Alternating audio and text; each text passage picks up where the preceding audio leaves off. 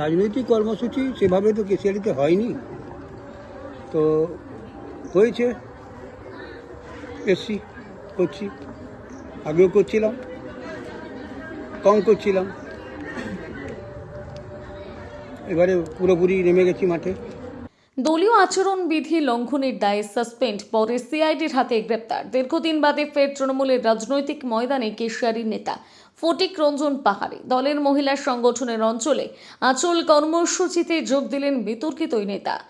এরপর এই প্রথম রাজনৈতিক কর্মসূচিতে যোগ দিলেন ফটিক। শনিবার কেশিয়ারি অঞ্চল তৃণমূলের অঞ্চলে আচল কর্মসূচিতে দেখা গেল বিধায়ক ফটিক রঞ্জন পাহাড়ির পাশে বসতে। উল্লেখ্য, গত পঞ্চায়েত নির্বাচনের পর দল তাকে দলের আচরণবিধি লঙ্ঘন করার অভিযোগে সাসপেন্ড করেছিল। পরে সিআইডি পুরনো একটি মামলায় গ্রেপ্তার করে। তারপর থেকে দল নিষ্ক্রিয় ছিলেন ফটিক রঞ্জন পাহাড়ি। দলের কোনো কর্মসূচিতে দেখা যায়নি। গত কয়েকদিন আগে কেশিয়ারিতে এসে সাসপেন্ড তুলে নেওয়ার কথা জানান জেলা সভাপতি সুজয় হাজরা এবং তাকে মঞ্চে আসন গ্রহণ করার জন্য অনুরোধ করেন। তারপরে রাজনৈতিক কর্মসূচিতে ফের স্বমহিমায় দেখা গেল ফটিককে। তবে ফটিক রঞ্জন পাহাড়ি বলেন, দীঘা জগন্নাথ মন্দির উদ্বোধন হয়ে গেছে, এবার দল দায়িত্ব দিয়েছে বিধানসভাকে লক্ষ্য রেখে মমতা ব্যানার্জির উন্নয়ন তুলে ধরতে। এদিন ফটিকের সঙ্গে উপস্থিত ছিলেন বিধায়ক পরেশ মুর্মু, 7 নম্বর অঞ্চলের প্রধান শেফালি পাহাড়ি, অঞ্চল মহিলা নেতৃত্ব অরুণ ত্রিপাঠী, ব্লক মহিলা নেত্রী পলি সাহা, কেশিয়ারি ব্লক তৃণমূলের প্রাক্তন সভাপতি শ্রীনাথ হেমব্রম প্রমুখ। সবাই বাড়িতে থাকুন, চুপচাপ থাকুন, যুদ্ধ চলছে।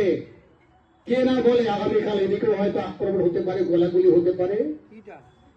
চুপচাপ থাকুন যতক্ষণ না যুদ্ধের পরিস্থিতি না আবার শান্ত হচ্ছে।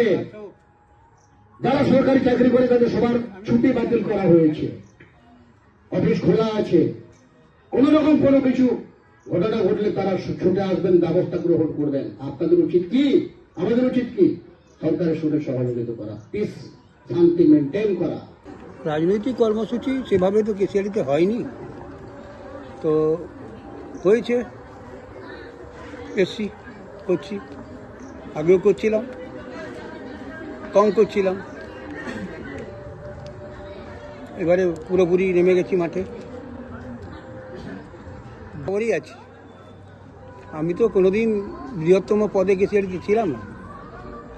দল যখন যে দায়িত্ব দিয়েছে আমি করেছি, এখনো করছি। দল বলেছে তুমি নেমে যাও, নেমে গেছি। এরপরে আগামী কর্মসূচি আপনি পুরো চলবে, একদম পুরা চলবে, ধাই গিড়ি গিড়ি। জগন্নাথ ধাম হয়ে গেছে দীঘাতে, এবার ধাই গিড়ি গিড়ি চলবে কর্মসূচি, কোনো অসুবিধা নেই। পাখির চক্কি তাহলে 2026 2026 নয়, তৃণমূল কংগ্রেস সারা বছরই রাজনীতিটা করে, সারা বছর উন্নয়নের সঙ্গে থাকে, গ্রামের মানুষ, সাধারণ মানুষের সঙ্গে থাকে। এই ভোট এলে তৃণমূল কংগ্রেস রাজনীতি করে না। কেশিয়ারি কি তাহলে এখানে কোনো অসুবিধা নেই। এখানে কি আছে সমস্যা?